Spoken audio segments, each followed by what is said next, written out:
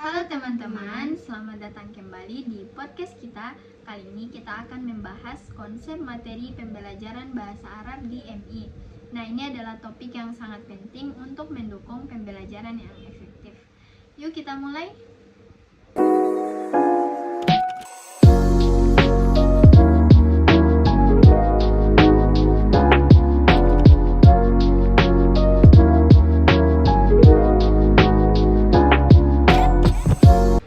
Jadi pertama-tama mari kita pahami dulu apa itu materi pembelajaran. Materi pembelajaran adalah segala sesuatu yang digunakan oleh guru untuk mencapai tujuan pembelajaran. Dalam konteks bahasa Arab, ini mencakup banyak hal seperti kosakata, tata bahasa, percakapan, dan praktik menulis. Ini sangat penting untuk membantu siswa dalam memahami pembelajaran bahasa Arab dengan baik. Nah, betul. Dan manfaat dari materi pembelajaran sangat banyak.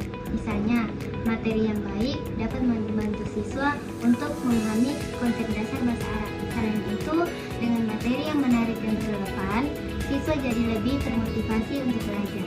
Nah, tepat sekali, dan juga kita perlu memahami bahwa pembelajaran bahasa Arab itu bukan hanya berbicara soal bahasa, tetapi juga dalam pembentukan karakter Islami.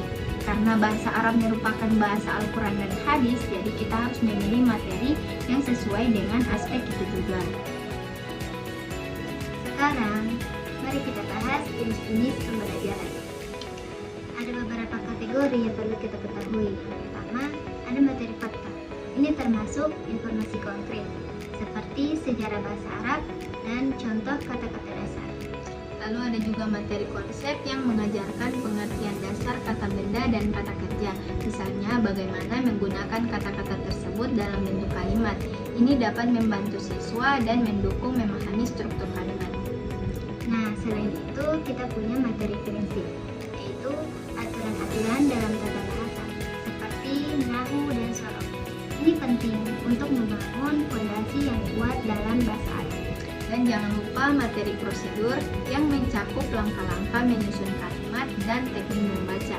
Dengan adanya langkah-langkah ini dapat membantu siswa dalam memahami proses belajar. Sekarang mari kita bahas prinsip-prinsip pemilihan materi. Yang pertama adalah relevansi. Materi yang kita pilih harus sesuai dengan tujuan pembelajaran dan tingkat kemampuan pemahaman siswa. Misalnya di MI, kita harus memilih materi yang sesuai dengan kemampuan dasar siswa. Betul. Kemudian ada keterkinian. Materi yang kita pilih harus mengikuti perkembangan terbaru dalam pengajaran. Misalnya, kita bisa menggunakan metode interaktif atau teknologi untuk membuat pembelajaran lebih menarik. Nah, dan tentu saja kebermanfaatan juga sangat penting. Materi yang kita pilih harus aplikatif dalam kehidupan sehari-hari siswa, serta membantu siswa untuk memahami teks-teks agama.